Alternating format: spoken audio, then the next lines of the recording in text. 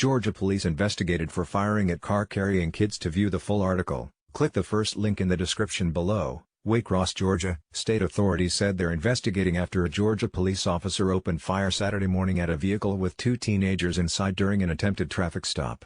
Nobody was injured by the gunshots in Waycross near the Georgia-Florida state line, the Georgia Bureau of Investigation said.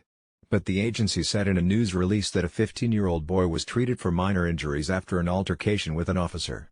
5 children ages 16, 15, 14, 12 and 9 were in the vehicle alone when a Waycross officer witnessed a moving violation by the driver, the GBI said.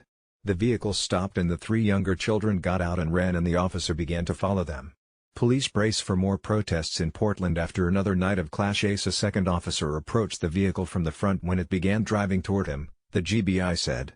That officer fired multiple shots at the vehicle, with a 16 and 15-year-old boys still inside. They shot at a car full of unarmed minors. A car full of unarmed children, Dominique Goodman Sr., who identified himself as the children's father, told WJXT-TV. Goodman said the children were coming home from Walmart when an officer began following them in his patrol car. He said the younger children got out and tried to run home to alert him and he stepped outside after hearing them screaming. Utah Police Department fire cop accused of mishandling explicit IMAGESWe opened the door. We see my 9-year-old, my 12-year-old and a 14-year-old running from the police behind them with gunshots coming behind them, Goodman said. We go down the street and we see our 15-year-old and our 16-year-old on the ground.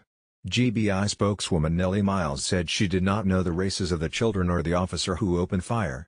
Atlanta attorney Gerald Griggs, as vice president of the city's NAACP chapter, said the organization is calling for police to immediately release Waycross.